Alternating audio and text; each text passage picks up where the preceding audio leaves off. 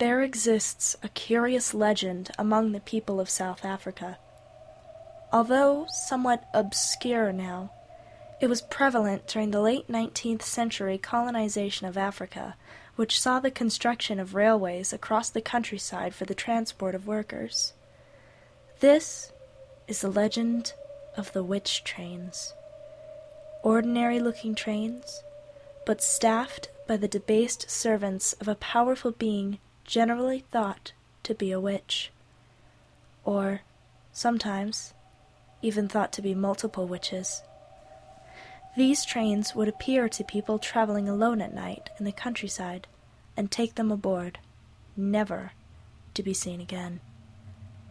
This was far from the full extent of the machinations of the being that controlled the trains, who will henceforth be referred to as the witch. But more on that later. Although the activity of the witch and her trains has subsided as of late, there was one witch train still roaming, still waiting to return to the witch's house. Seeking out this train is difficult and will take some time. The rails themselves are not mapped, so prepare a rucksack for a long day's journey and to carry what you will be bringing back. On the first or last day of any month, this is most conducive to the likelihood of the rails appearing, travel by any means to the town of Karasburg in South Africa. When the sun has gone down, begin walking in any direction between north and northeast of the town. It may be advisable to prepare some sort of self-protective gear for traveling the South African countryside at night. But be warned that, once you reach your destination, whatever protective items or weapons you may bring will not be of any use against what you will encounter there. Keep walking until you find a railroad track.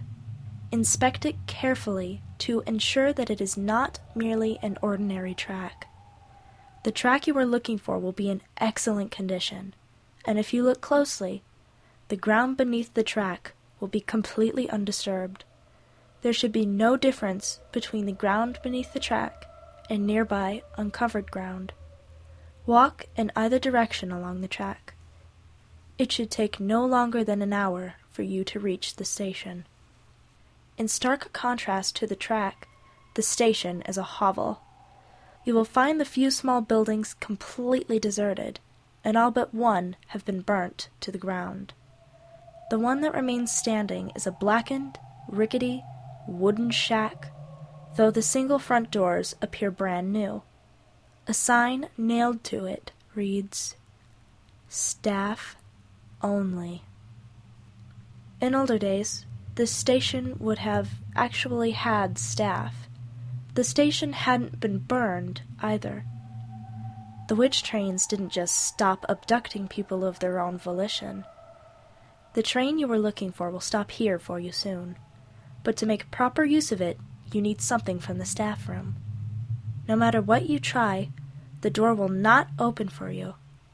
But fortunately, the witch gave no special treatment to the walls, trusting them by themselves, along with her staff, to keep intruders out. They are badly burned and worn. A good kicking at any wall should provide an entrance. The staff room is completely bare, save for a few equipment closets along the walls. Search them thoroughly. Most will contain generic, 19th century mechanical equipment not worth taking, but one will contain a silver control rod for a gearbox. This control rod will be easy to find. It glows, yet curiously, it provides no illumination for anything at all, save for itself, no matter how dark the environment is. This is what you need. Take it and wait outside. Now wait, however long it takes. Eventually, you will see the decrepit old passenger train come trundling to a stop in front of you. A train attendant will open the door for you. This train usually employs both white and black workers, but regardless of his skin color, he will wear an extremely worn and filthy train staff uniform. He will stare at you with decidedly vacant eyes for a moment, and you will very likely feel a sudden, acute sense of discomfort. You would be right to feel this way. The stare is intense, yet there is no one behind those dull eyes. The man will then say one word: return. The tone will sound odd, as a statement, yet there should be the faintest hint of a query in the sound of it. This is because the man's speech is meant to be a query. In the past, this man and his fellow staff would, upon stopping and opening the doors for them, ask unfortunate travelers of the South African countryside, single or return. If you were to answer the attendant with return, you would be taken on the train and ferried a fair distance along the countryside before being brutally beaten by the train staff and thrown off. This is the same for any others who would have been encountered by this train. Any other answer will simply result in him repeating his question until you give one of the expected answers. The other expected answer you can give is, of course, single. However, fortunately for you, the train and its staff no longer have the means to carry out their programmed response to this answer. This is why that part of their dialogue has been removed from their usual protocol. If you answer with this, the attendant will simply stare at you and do nothing until you give another response. This is where the control rod you have comes in. Without saying a word, produce it and hand it to the attendant. His face will not have any reaction to this, but I can assure you that if he had even the remotest capacity for emotion, he would be profoundly relieved to see it. He will silently take the rod and then step off the train to walk briskly over the conductor's car. When he does this, simply climb aboard the train and close the door. Nobody will hinder you now, and the attendant will not return to this car. It is a standard passenger car, with rows of wooden seats along the walls, everything thickly coated in dust and worn by centuries of age and neglect. The doors to the other cars, as well as the windows, are boarded up. You must spend the whole journey here, but worry not. It is a short trip, and there is nothing you need to see outside the windows anyway. You will soon feel the train start to move. The journey will be short. However, it is unlike any other you have ever taken. The train crosses more than just land.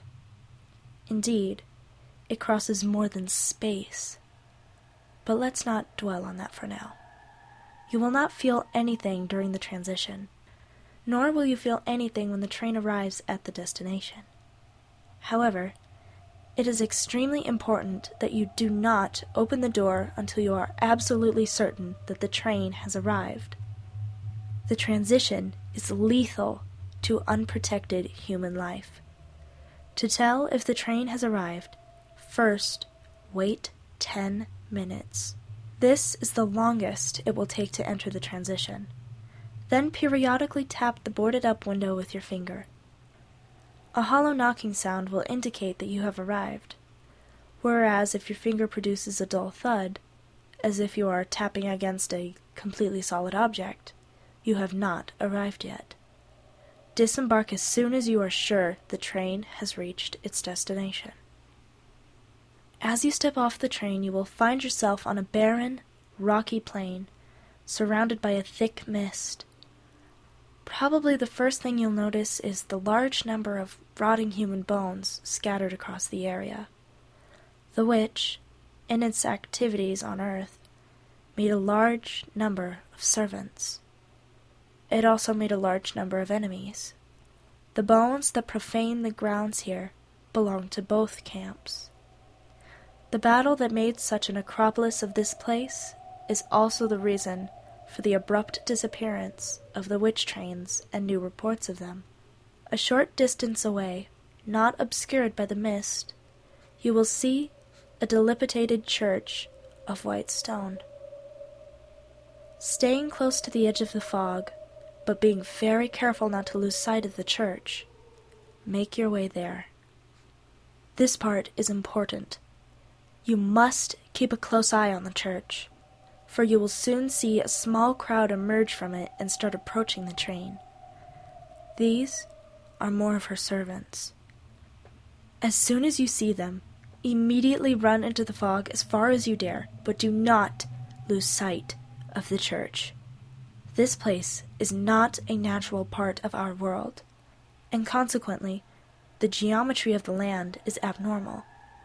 If you proceed in what may seem like a straight line too far into the fog, reversing your direction will not bring you back, and in this way it is far too easy to become hopelessly lost there, so do not lose sight of the church. Wait in the fog as the servants go past. They will all wear the same worn-out staff uniforms, and they will all wear the same utterly vacant expressions on their faces. Don't let this fool you, though. If they catch you trespassing on her land, they will tear you apart with the fanaticism and strength no human could match. Once they reach the train, they will stay there. This is the first time it has been here in over a century. Proceed to the church at this point, but stay close to the fog, just in case. Approach the white church and take note of the damage. The walls are adorned in scorch marks and bullet holes. More of the skeletons of the witch's servants and enemies surround the church and are scattered amongst the floors and aisles of the nave inside, as you will see through the blasted front doors. You won't end up like these skeletons at this point. All of the witch's servants in this place have gone to the train and will stay there. The people who attacked this place made sure to destroy the witch's means of re-entering our world, such as the train and the control rod for activating the transition, so her servants will be hard at work investigating the train you have brought here. But don't worry. If you did this correctly, you should be able to return back with the train and control rod before the witch can make use of them once more. Enter the church, and proceed through the nave doors behind the altar. Muster up your courage and determination here, and perhaps prepare something like a rag to cover your face with. The reports I have on this church do not indicate a good ventilation of the next hallway. When you are ready, enter. The dim light of the hallway will illuminate the carpet of half-decayed corpses across the floor.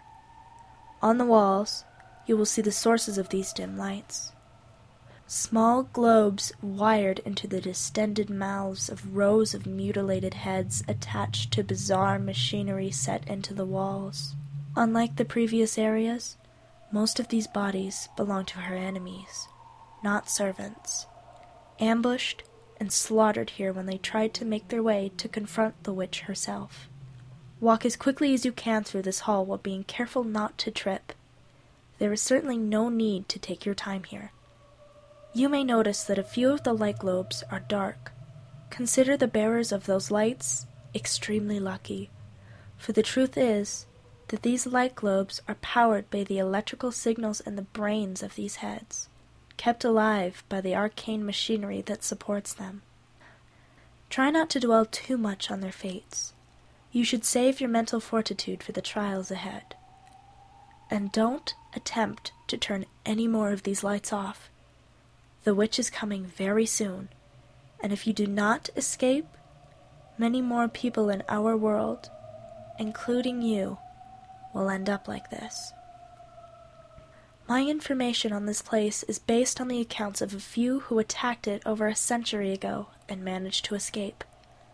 Thus, I can't give details on what you will find beyond this forsaken hallway, but I know that among the things here, you should find a library, a door of the same luminous silver of the train's control rod with a crucifix set into it, and a pool of blood. Avoid the door for now, and the pool of blood, at all costs. Instead, enter the library. Most of the books here are worthless, except for one set, which should be the centerpiece of the library. Though these ancient texts are penned in Hebrew, their place is marked by a sign in English reading, "The Annals of the Connection of the Thrones of God," or simply, "The Annals of the Connection."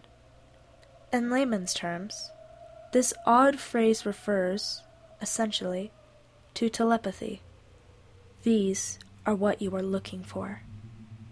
Before the end of your journey, you, one way or another, will be able to read Hebrew and many other languages. However, it is advisable that you use your discretion in reading these books should you ever so choose. Aside from instruction on the creation and control of the servants that the witch uses, these books talk about the precise nature and origins of the connection of the thrones of God, the universe, of God, and the other deities of the universe. It also details the origin of our species and what we are to these beings. These things are explained in as much detail as the human mind, or the mind of any other being of this dimension, is capable of conceiving.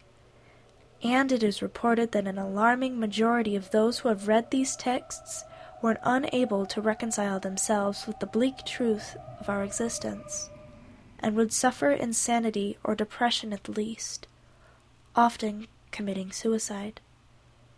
Carefully consider your life and outlook before you seek the knowledge in these texts. The other copies of these books were destroyed a long time ago by the witch, as well as others like her, along with most of the people in the world who naturally had the telepathic connection. These people made up a large part of the witch's enemies who attacked her here. Take these books and leave, now. It will not be long before the witch emerges from her slumber, yet there is one more sacrifice you must make to felicitate your escape. Find the room with the silver, crucifix-set door, and still yourself, for this will not be pleasant. Open the door. The room is pitch black, but you can clearly see the machinery surrounding the chained, furiously screaming man inside, all of it in the same silver of the non-illuminating glow. Try to find something to hold onto as this man, cut off for so long, forces his mind upon you. Your head will feel as if it is being squashed like a balloon to the bursting point as the last man with the connection transfers it to you. It will feel like years, but it will only take seconds before it is done. The man will thankfully die from the strain, making him one less person left behind on your conscience. You will want to take time to process all this, as the knowledge and outright changes to your brain will be unimaginable. But you don't have a moment. You must run now. If you pass the pool of blood on your way out, you will notice that it is bubbling. The witch is emerging. Run to the hallway and prepare yourself for the hardest part. This hallway was created for the connected when they attacked this place. All the people now set into the walls have been subjected to unthinkable horrors before being forced inside their minds by destruction of all 5 of their senses. But with the connection you will, upon entering the hallway, feel all of their ghastly thoughts inside of your mind. This is why the witch did this, to weaken the connected at this hallway with the tormented thoughts of these people so as to defeat them more easily. As hard as it will be, you must focus on yourself, on running through this hallway. Once you are out, you will be fine, but you must get out quickly. Get to the train, where her servants will still be. As long as she is not nearby, you can now use the connection to force your will upon them, preventing them from attacking you. But not for long. Quickly enter the conductor's car on the train, and use your will on the control rod in the same way to make your escape from this place. If you successfully escape, what you do with your newfound talents and books is entirely up to you. As mentioned before, you now have the capability to read the Hebrew language of the Annals, and other languages. There are many people who will offer incredible sums of money for the annals of the connection, as well as unthinkable gifts, many of which will sicken you with their degradations. Many more people will hunt you for the annals, as well as for simply what you now are. Most likely, you are not able to predict what you will do, as you will surely be a completely different person at the end of this journey. So at the very least, you should hope that you can adapt to your new life quickly enough before it can overwhelm you.